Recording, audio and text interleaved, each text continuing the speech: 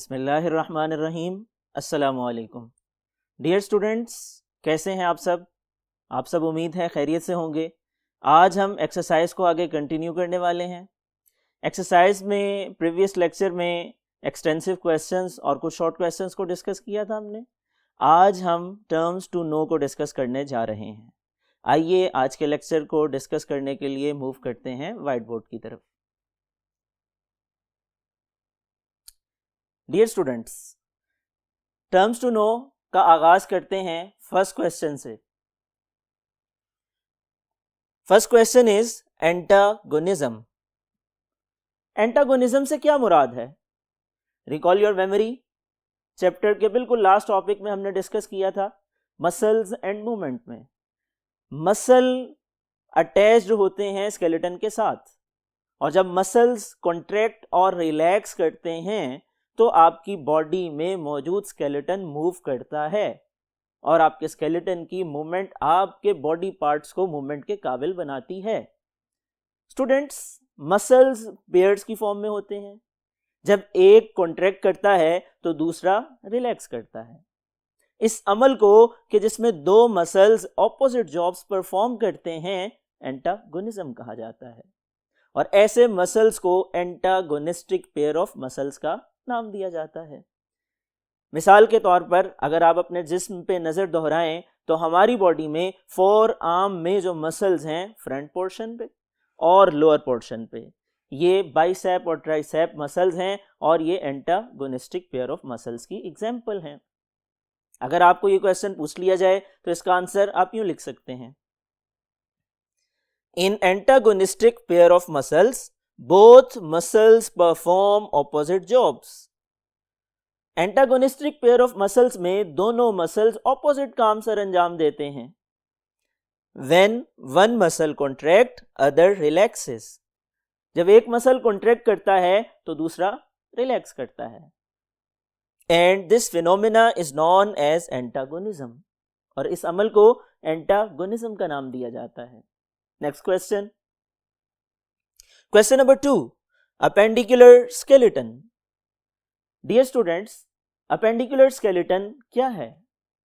Recall your memory, chapter के second topic में हमने इसको डिस्कस किया था।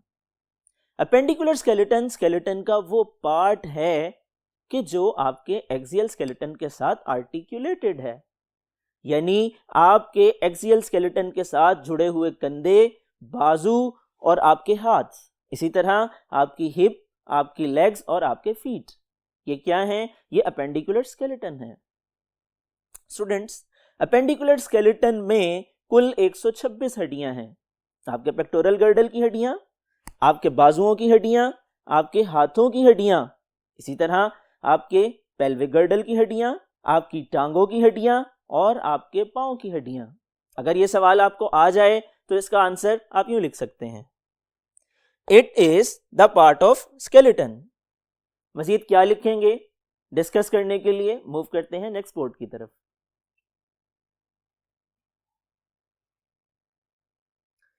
डियर स्टूडेंट्स, फर्दर आप यूं इसको प्रोसीड कर सकते हैं, having 126 bones, it consist of pectoral girdle, arms, hands, pelvic girdle, legs and feet bones. Next question क्या है, इसको डिस्कस कर लेते हैं। Question number 3, what is arthritis? Students, arthritis क्या है? स्केलेटल सिस्टम के डिसऑर्डर्स में से एक खराबी है।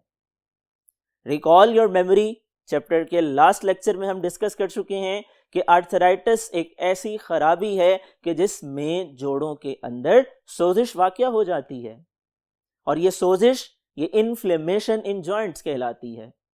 तो इसका जवाब हम यूं लिख सकते हैं, it is the inflammation in joints. ये जोड़ों की सोजिश है। That is very common in old age, बड़ी उम्र के लोगों में ज्यादा पाई जाती है। And characterized by pain and stiffness in joints. इसके अंदर होता क्या है? जोड़ों में तकलीफ का एहसास होता है और अकड़ जाते हैं, अकड़ाव आ जाता है। It's treatment is pain killers, and anti inflammatory medicines. इलाज क्या है? ऐसी दवाइयाँ जो दर्द को ख़त्म करती हैं या ऐसी दवाइयाँ जो सोजिश का खात्मा करती हैं। डियर स्टूडेंट्स, नेक्स्ट क्वेश्चन की तरफ मूव करते हैं। Question number 4, what is axial skeleton? Axial skeleton क्या है? स्केलेटन का एक पार्ट है।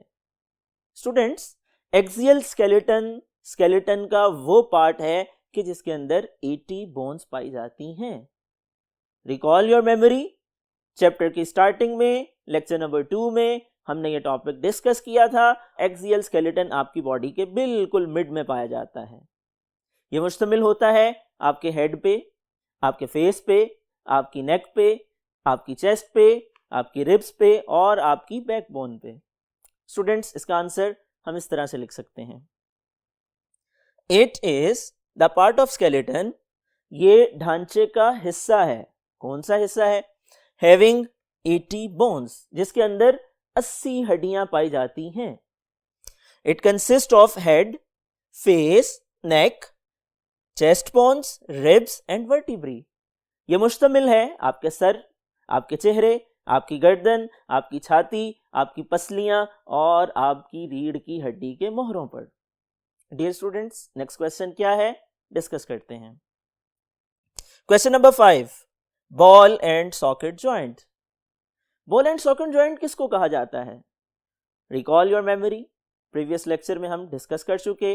बॉल एंड सॉकेट जॉइंट की वो टाइप है जो मूवेबल जॉइंट्स की कैटेगरी में फॉल करती है।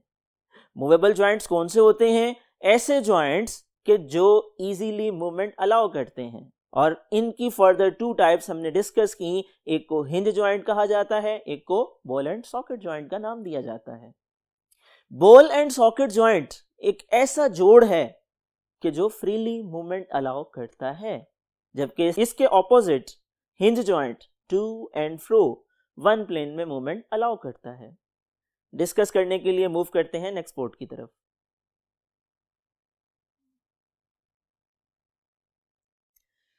जी डियर स्टूडेंट्स, इसका आंसर होगा these are the joints that allow movement in all directions.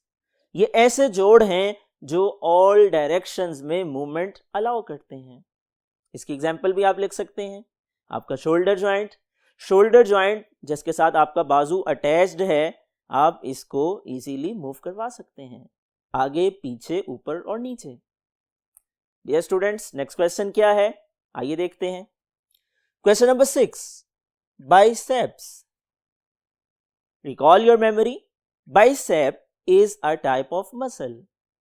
यह मसल आपके फोर आर्म पे ऊपर वाली फ्रंटल साइड पे पाया जाता है।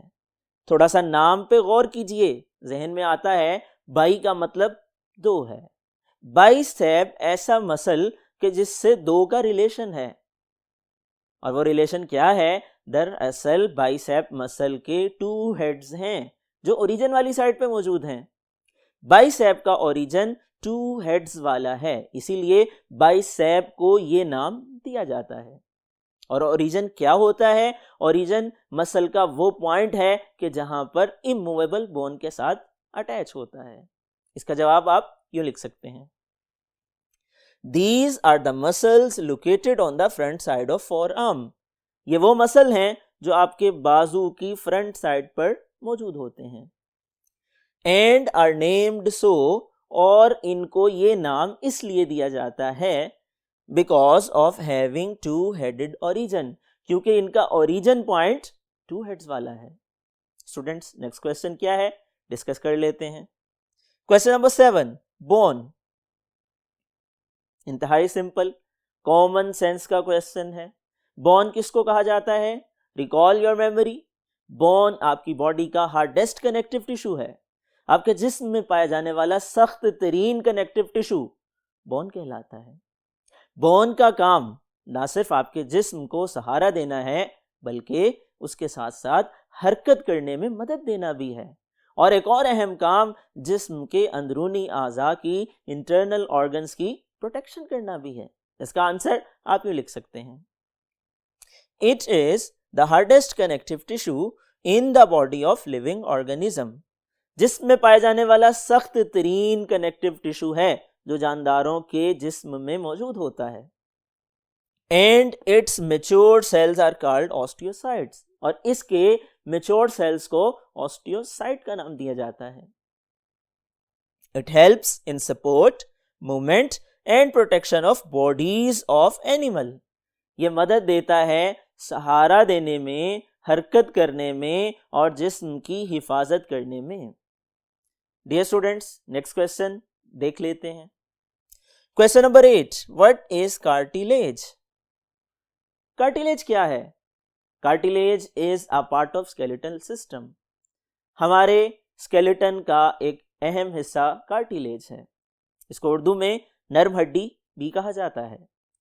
कार्टिलेज दरअसल हड्डी के मुकाबले में निस्बतन कमजोर कनेक्टिव टिश्यू है। ये लचकदार होता है। इसकी डेफिनेशन एज इट इज आप आंसर में लिख सकते हैं। डेफिनेशन किस तरह से लिखेंगे डिस्कस करने के लिए मूव करते हैं नेक्स्ट बोर्ड की तरफ।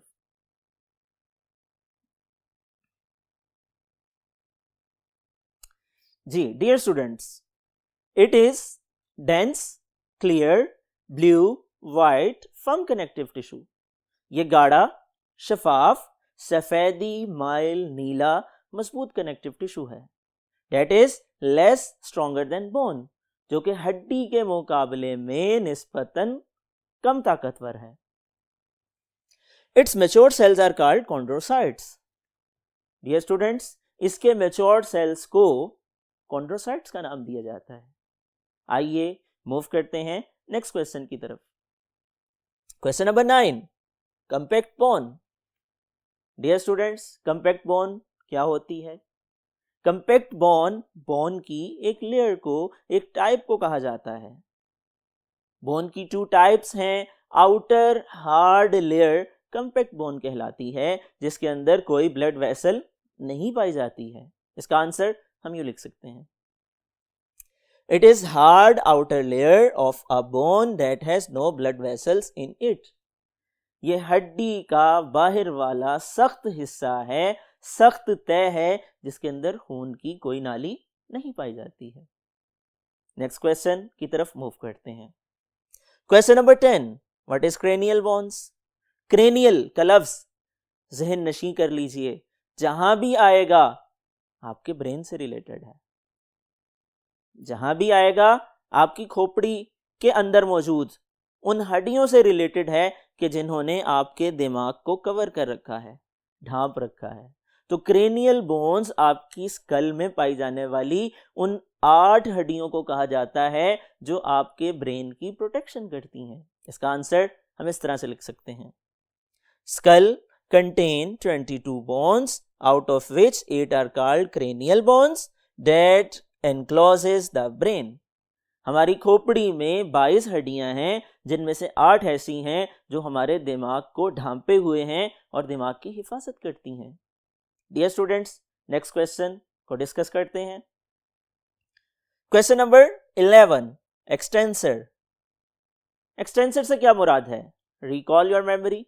बिल्कुल लास्ट लेक्चर से पहले, सेकंड लास्ट लेक्चर में हमने डिस्कस किया था मसल एंड मूवमेंट में कि मसल्स 2 तरह के होते हैं, बाइसेप और ट्राइसेप। और इस एग्जाम्पल में हमने डिस्कस किया था वो मसल जिनके कॉन्ट्रैक्ट करने से आपका फोर आर्म बेंड कर जाए एल्बो जॉइंट के ऊपर, उस मसल को फ्लेक्सर मसल कहते हैं। और वो मसल जिसके कॉन्ट्रैक्ट करने से आपका फोर आर्म बिल्कुल स्ट्रेट हो जाए एल्बो जॉइंट पर, उस मसल को एक्सटेंसर मसल का नाम दिया जाता है और ये अमल एक्सटेंशन कहलाता है। तो आइए देखते हैं इसका जवाब कैसे लिखा जा सकता है। The muscle that contract and straighten the joint that is called extensor muscle. वो मसल जो सिकुड़े और सिकुड़ने के नतीजे में जॉइंट को बिल्कुल स्ट्रेट कर दे, वो एक्सटेंसर मसल कहलाता है। And the phenomena is called extensions. और इसकी एग्जांपल ट्राइसेप मसल है जो आपके फोर आर्म पे निचली साइड पर मौजूद है। जब ये मसल कॉन्ट्रैक्ट करता है आपका फोर आर्म एल्बो जॉइंट पर बिल्कुल स्ट्रेट हो जाता है। डियर स्टूडेंट्स, ये कुछ शॉर्ट क्वेश्चंस थे जिनको हमने डिस्कस किया।